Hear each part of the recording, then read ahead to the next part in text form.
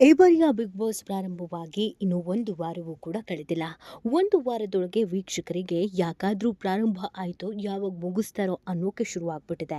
ಯಾಕಂದರೆ ಈ ಬಾರಿ ಬಿಗ್ ಬಾಸ್ ಮನೆಯೊಳಗೆ ಹೋಗಿರುವ ಎಲ್ಲ ಸ್ಪರ್ಧಿಗಳು ಒಂದಕ್ಕಿಂತ ತಿಕ್ಲು ಇನ್ನೊಂದಕ್ಕಿಂತ ಇನ್ನೊಂದು ಪುಕ್ಲು ಅನ್ನೋ ಪರಿಸ್ಥಿತಿ ಆಗ್ಬಿಟ್ಟಿದೆ ಅಂತ ವೀಕ್ಷಕರೇ ಹೇಳ್ತಾ ಇದ್ದಾರೆ. ಒಬ್ಬರು ಸರಿಯಾಗಿದ್ದಾರಾ ಅಂತ ಅಂದು ಒಬ್ಬರು ಸರಿಯಾಗಿಲ್ಲ ಅಂತ ಅನ್ಸೋಕೆ ಶುರುವಾಗ್ಬಿಟ್ಟಿದೆ.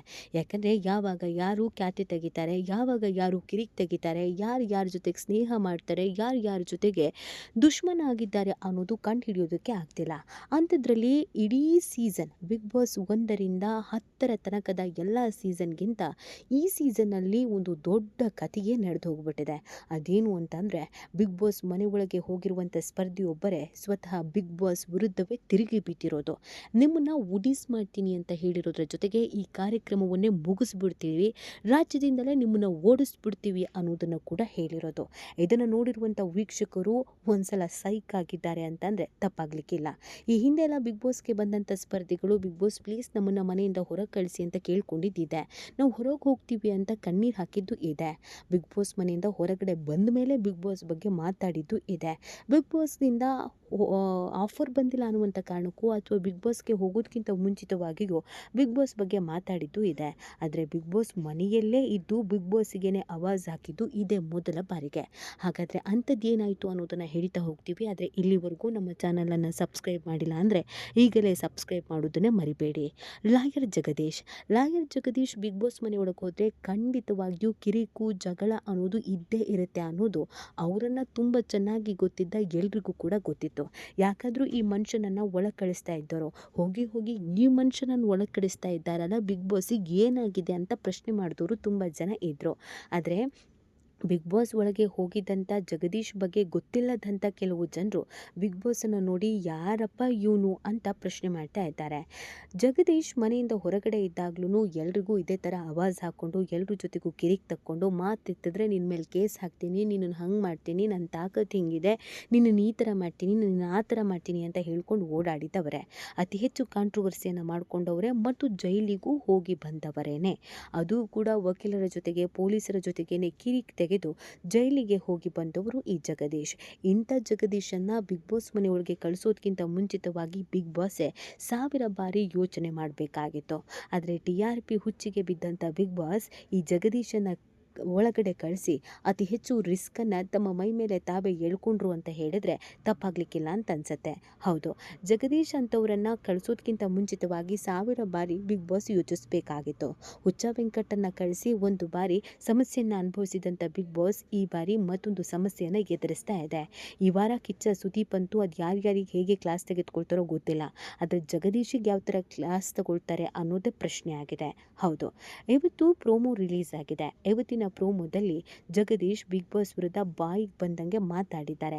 ಅದು ಎಷ್ಟರ ಮಟ್ಟಿಗೆ ಅಂತಂದರೆ ಬಿಗ್ ಬಾಸನ್ನೇ ಉಡಿಸ್ ಮಾಡ್ತೀನಿ, ನನ್ನನ್ನು ಎದುರು ಹಾಕ್ಕೊಂಡು ಕರ್ನಾಟಕದಲ್ಲಿ ನೀವು ಬಿಗ್ ಬಾಸ್ ಶೋವನ್ನು ನಡೆಸೋದಕ್ಕೆ ಸಾಧ್ಯನಾ, ತಾಕತ್ತಿದ್ರೆ ನಡೆಸಿ, ಎಂತೆಂಥವ್ರಿಗೂ ಚಳ್ಳೆ ಹಣ್ಣು ತಿನ್ನಿಸಿದ್ದೀನಿ, ನೀವು ಯಾವ ಲೆಕ್ಕ, ಎಲ್ಲ ಬಂದ್ ಮಾಡಿಬಿಡ್ತೀನಿ ಅಂತ ಹೇಳೋದ್ರ ಜೊತೆಗೆ ಇನ್ನೂ ಒಂದು ವಿಚಾರವನ್ನು ಹೇಳಿದ್ದಾರೆ. ಈ ವಿಚಾರವೇ ಇದೀಗ ಸಿಕ್ಕಾಬಟ್ಟೆ ವೈರಲ್ ಆಗ್ತಾ ಇರೋದು. ಹೌದು, ಬಿಗ್ ಬಾಸ್ ಒಂದು ಸ್ಕ್ರಿಪ್ಟೆಡ್ ಶೋ ಅನ್ನೋದನ್ನು ತುಂಬ ಜನ ಹೇಳ್ತಾ ಇದ್ರು. ಹೊರಗಡೆಯಿಂದ ನೋಡೋ ನಮಗೆ ಖಂಡಿತವಾಗಿಯೂ ಇದೊಂದು ಸ್ಕ್ರಿಪ್ಟೆಡ್ ಅನಿಸುತ್ತೆ. ನೀವು ಹಿಂಗೆ ಜಗಳ ಮಾಡಿ, ಹಿಂಗೆ ನಾಟಕ ಮಾಡಿ, ಹಿಂಗೆ ಪ್ರೀತಿ ಮಾಡೋರ ಥರ ಮಾಡಿ, ಹಾಗೆ ಮಾಡಿ ಹೀಗೆ ಮಾಡಿ ಅನ್ನೋದನ್ನು ಮೊದಲೇ ಹೇಳಿರ್ತಾರೆ ಅಂತ ಕಾಣುತ್ತೆ. ಅದೇ ಕಾರಣಕ್ಕಾಗಿ ಈ ಬಿಗ್ ಬಾಸ್ ಹಿಟ್ ಆಗುತ್ತೆ ಅಂತ ಕೆಲವ್ರು ಹೇಳ್ತಾನೆ ಬಂದಿದ್ರು. ಆದರೆ ಬಿಗ್ ಬಾಸ್ ಮಾತ್ರ ಇದು ಸ್ಕ್ರಿಪ್ಟೆಡ್ ಅಲ್ಲ, ಅವ್ರು ಹೇಗಿರ್ತಾರೋ ಅದನ್ನು ಹಾಗೆ ತೋರಿಸೋದಷ್ಟೇ ನಮ್ಮ ಕೆಲಸ ಅನ್ನೋದನ್ನು ಹೇಳ್ಕೊಂಡು ಬಂದಿದ್ರು. ಆದರೆ ಜಗದೀಶ್ ಆಡಿದಂಥ ಒಂದು ಮಾತು ಹಾಗಿದ್ರೆ ಇದು ಸ್ಕ್ರಿಪ್ಟೆಡ್ಡಾ ಅನ್ನೋ ಅನುಮಾನವನ್ನು ಹುಟ್ಟು ಹಾಕ್ತಾ ಇದೆ. ಹೌದು, ಜಗದೀಶ್ ಬಿಗ್ ಬಾಸ್ ಮನೆ ಒಳಗಡೆ ಇದ್ದು ನಿಮ್ಮ ಗುಟ್ಟನ್ನೆಲ್ಲ ರಟ್ಟು ಮಾಡ್ತೀನಿ ಅಂತ ಬಿಗ್ ಬಾಸ್ಗೆ ಆವಾಜ್ ಹಾಕಿದ್ದಾರೆ. ಇದನ್ನು ಇಲ್ಲಿಗೆ ಬಿಡೋದಿಲ್ಲ, ನಿಮ್ಮ ಎಲ್ಲ ಗುಟ್ಟುಗಳನ್ನು ನಾನು ರಟ್ಟು ಮಾಡ್ತೀನಿ, ನಿಮ್ಮ ಬಂಡವಾಳವನ್ನು ಬಯಲಿಗೆಳ್ತೀನಿ, ನಾನು ಬಿಡೋದಿಲ್ಲ ಅಂತ ಜಗದೀಶ್ ಹೇಳಿಬಿಟ್ಟಿದ್ದಾರೆ. ಈ ಹಿಂದೆ ಹೊರಗಡೆ ಇದ್ದಾಗ ಅನೇಕರಿಗೆ ಇದೇ ಥರ ನಿಮ್ಮ ಗುಟ್ಟು ರಟ್ಟು ಮಾಡ್ತೀನಿ, ನಿಮ್ಮ ಜಾತಕ ಬಿಚ್ಚಿಡ್ತೀನಿ, ನನ್ನ ಹತ್ರ ದಾಖಲೆ ಇದೆ ಅಂತ ಹೇಳ್ತಾ ಇದ್ದಂಥ ಜಗದೀಶು ಈ ಬಾರಿ ಸ್ವತಃ ಬಿಗ್ ಬಾಸ್ಗೆ ಹೇಳಿರೋದ್ರಿಂದ ಹಾಗಿದ್ರೆ ಆ ಗುಟ್ಟು ಯಾವುದು ರಟ್ಟಾಗುತ್ತೆ? ಹಾಗಿದ್ರೆ ಇದು ಸ್ಕ್ರಿಪ್ಟೆಡ್ಡಾ? ಜಗದೀಶ್ಗೆ ಏನಾದರೂ ಆಫರ್ ಕೊಟ್ಟು ಬಿಗ್ ಬಾಸ್ ಮನೆಯೊಳಗೆ ಕಳಿಸಿದ್ರಾ? ಬಿಗ್ ಬಾಸ್ ಮನೆಯೊಳಗೆ ಏನೇನೋ ನಡೆಯೋದೆಲ್ಲ ನಾಟಕನಾ? ನಮಗೆ ಬೇರೆ ಏನೋ ತೋರಿಸ್ತಾರಾ? ಅದನ್ನು ಬಯಲಿಗಿಳಿಬೇಕು ಅಂತಲೇ ಜಗದೀಶು ಒಳಗಡೆ ಹೋಗೋದಕ್ಕೆ ಒಪ್ಪಿಕೊಂಡ್ರಾ? ಬಿಗ್ ಬಾಸ್ ಮನೆಯೊಳಗೆ ಹೋದ್ಮೇಲೆ ಹೀಗೆ ಮಾಡಬೇಕು ಅಂತ ಮೊದಲೇ ಪ್ಲ್ಯಾನ್ಡ್ ಆಗಿದ್ರಾ? ಇದು ಎಲ್ಲೆಲ್ಲಿಗೆ ಹೋಗುತ್ತೆ ಅನ್ನೋ ಅನುಮಾನ ಶುರುವಾಗಿದೆ. ಆದರೆ ಕೆಲವರು ಜಗದೀಶ್ ಇದೇ ಥರ ಮಾಡ್ತಾರೆ ಅಂತ ಎಲ್ರಿಗೂ ಗೊತ್ತಿತ್ತು. ಪಕ್ಕಾ ಅವರು ಪ್ಲ್ಯಾನ್ಡ್ ಆಗೇ ಹೋಗಿದ್ದಾರೆ.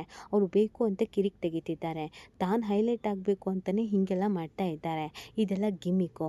ಇವತ್ತು ಚೆನ್ನಾಗಿ ಕಿಚ್ಚ ಸುದೀಪ್ ಉಗಿತಾರೆ ಅಂತ ಕಾಯ್ತಾ ಇದ್ದಾರೆ. ಆದರೆ ಜಗದೀಶ್ ನಡವಳಿಕೆ ಯಾರಿಗೇನು ಅನಿಸಿದೆಯೋ ಗೊತ್ತಿಲ್ಲ. ಮನೆಯೊಳಗಿರುವಂಥ ಸ್ಪರ್ಧಿಗಳಿಗಂತೂ ಶಾಕ್ ಅನಿಸಿದೆ. ಇಂಥವ್ರನ್ನೆಲ್ಲ ಯಾಕಾದರೂ ಒಳಗಡೆ ತಂದು ಹಾಕಿದಾರೋ ಅಂತ ಖಂಡಿತವಾಗಿಯೂ ಅನಿಸಿದೆ.